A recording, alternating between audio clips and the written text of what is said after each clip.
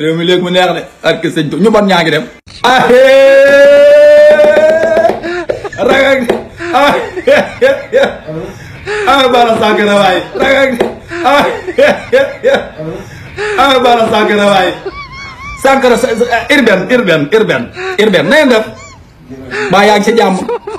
man a kay rek maanaam dossier ba nga ma bindaloon jox ko Mamadou Seck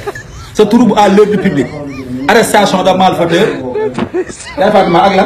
lan palais am na lu ma bindaloon ma ni devant la route de Paris manifestation sans autorisation devant la route de Paris Bara Sankara billahi wallahi taalahi man ku ma laal balaa at mi jël si danga ko gis ana sa copain Mamadou Seck saa ni moo ko Tamba dama laa laaj ana Mamadou Seck néew Tamba fi ne nii léegi nag yow moom man bugguma sax nga yem si wàcc Bara Sankara bu dëgg neexee yàlla rek bugguma nga yem si wàcc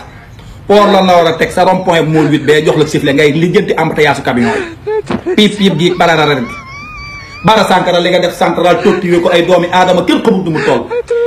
ñaata góor yàlla ñoo dugg central ak ñaata góor a fa dugg ak ngóora bi ñuy génn mënuñu dara ba nii jaa dafa yàqu ba nii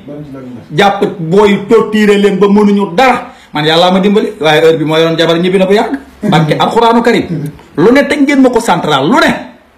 waaw 375 livres yi ma doon wax naan Mamadou Seck avant Mamadou Seck si loxoom laa njëkke moom mii Bara Sankara doon innocent xom ma dara ah gars yi fanaane maa wulli ba fajar doone ngeen laaj ma ko anama tey léegi nag sama 375 livres yi 375 yi moom maa ngi fun jaar jàkkaarloo Sankara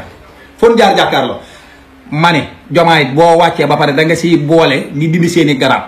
kii rond point Môle 8 bee nga koy kii wala nga yóbbu ko age sa camion ya saa yi xëy di dégg riirim camion yi klaxon yeeg yooyu daa yàq réew mi de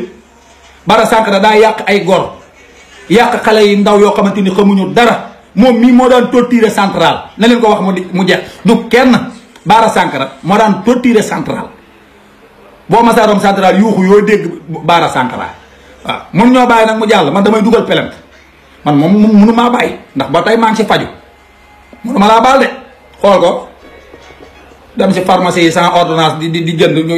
buñ la jaayat nga indi ay nit ñuy jàpp nit ñi di tëj si kaso bi Macky Sall ne ko defi de nguuru jamaay jubanti waaw looy reere suba Bara Sankara looy reere